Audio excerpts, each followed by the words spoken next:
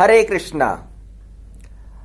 आज हम जानेंगे भगवान श्री राम जी के द्वारा कुत्ते को कैसे न्याय दिया गया। एक समय रामचंद्र जी सभा में बैठे थे। सहसा कई बार एक कुत्ते के रोने की आवाज सुनी तो दूत से बोले, देखो इतने ऊंचे स्वर में कुत्ता क्यों चिल्ला रहा है। कुत्ते को धमकाकर वहां से हटा दिया और राम जी से जाकर कहा कि हे प्रभु, मैंने उसे दूर भगा दिया है, अब वह नहीं चिल्लाएगा।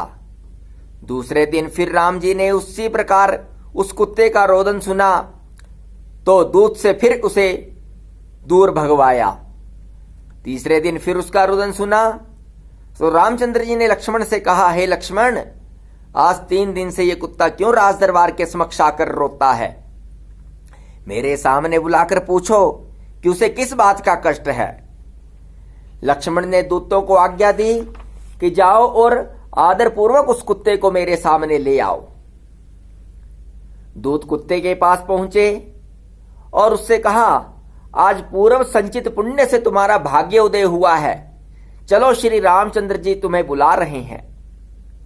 दूतों की बात सुनकर कुत्ता कहने लगा, हे दूत, मंदिर में, यज्ञशाला में, हवन गृह में, तुलसी के बगीचे में, मठ में, राजभवन में, सभा में, गौशाला में, पवित्र तीर्थ में, रसोई घर में, रति स्थान में तथा स्नान संध्या आदि करने के स्थानों पर मैं जाने के अयोग्य हूं, क्योंकि मेरा जन्म पाप योनि में हुआ है।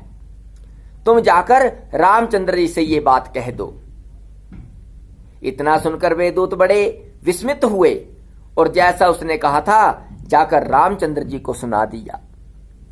राम उसकी बात सुनकर हंस पड़े और खड़ाऊं पहनकर एक रत्न जटित छड़ी हाथ में ली और सब लोगों के साथ उस कुत्ते की ओर चल पड़े।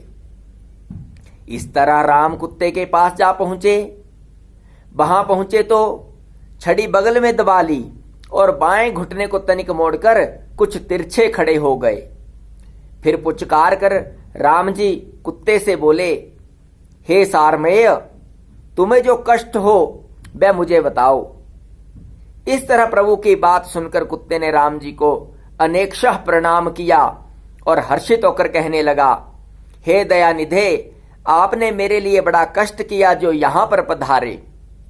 हे महाराज, मैंने कोई अपराध नहीं किया था, फिर भी एक सन्यासी ने पत्थर से मुझे मारा जिससे मेरा पैर टूट गया। इसी से दुखी होकर मैं आपकी शरण में आया हूं।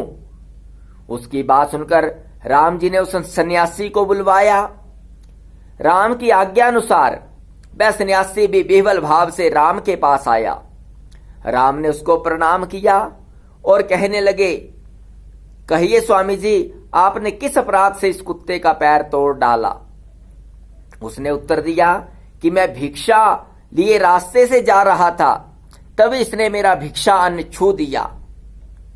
वह मध्याह्न का समय था, मैं भूखा था, इसके उस अपराध से मुझे क्रोध आ गया और इसको धमकाने की इच्छा से मैंने एक पत्थर फेंक कर मारा।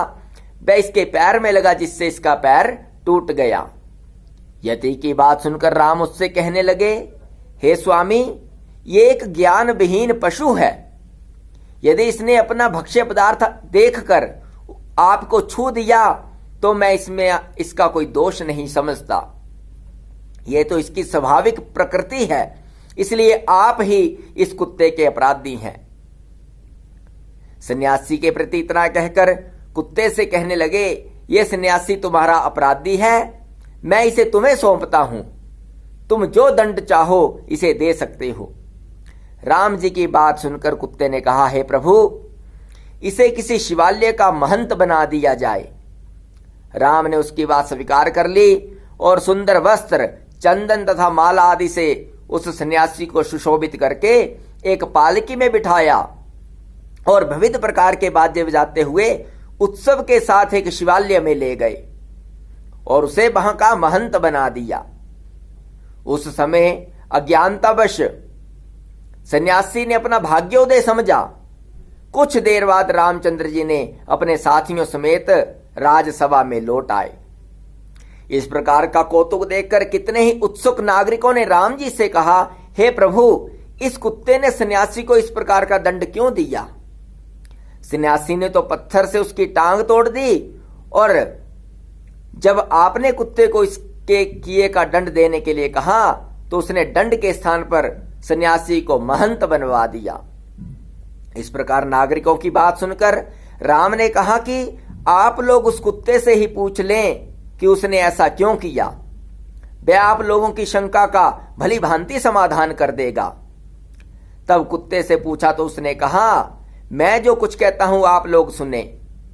खेत में उत्पन्न अन्न रखाने वाले, शिवालय, मठ, बगीचा, दान करने वाले स्थानों के अधिपति, अनाथ स्त्री और बालकों के धन का अपहरण करने वाले, गौ और ब्राह्मणों और शिव के लिए अर्पित धन का अपहरण करने वाले, अन्याय करने वाले, राजा के घर पर पहुंचे हुए याचक को भगाने वाले, दूसरे का धन हड़पने वाले, प्रायश्चित के लिए दिए धन को ग्रहण करने वाले, ब्राह्मण भोजन के लिए जुटाई सामग्री को चोरी करने वाले और बेईमानी करके अधिक धन इकट्ठा करने वाले लोग मरकर दूसरे जन्म में कुत्ते की योनि पाते हैं।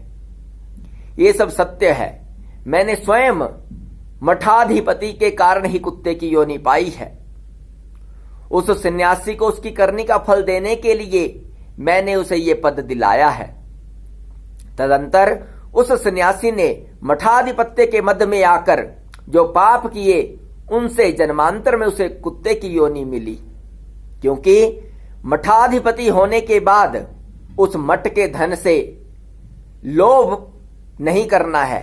उस मठ के धन का धर्म में प्रयोग करना चाहिए, शिवालय के धन का दान में प्रयोग करना चाहिए, दीन दुखियों की सहायता में प्रयोग करना चाहिए, धर्म कार्य में प्रयोग करना चाहिए, ना कि शिवालय और मठ के धन का प्रयोग लोभवश अपने ऐश प्रस्ती के लिए या अपने जीवन को ऐश्वर्य युक्त करने के लिए करना चाहिए।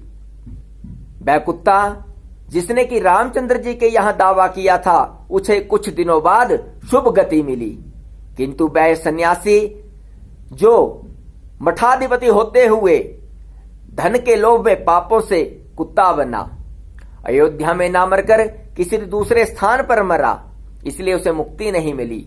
जो लोग अयोध्या में शरीर त्याग करते हैं वे जन्म मरण के बंधन से मुक्त हो जाते हैं। कर्म की गति बड़ी विचित्र होती है। कहां वह कुत्ता होकर भी मुक्त हो गया और कहां वो सन्यासी होकर भी कुत्ता बन गया। कहां कुत्ता और कहां सन्यासी।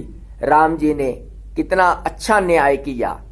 इसलिए किसी मंदिर, मठ, शिवालय इनका अधिपति होने के बाद लोभ लालच को त्याग कर वहां से आए हुए धन का प्रयोग धर्म के कार्य में करना चाहिए।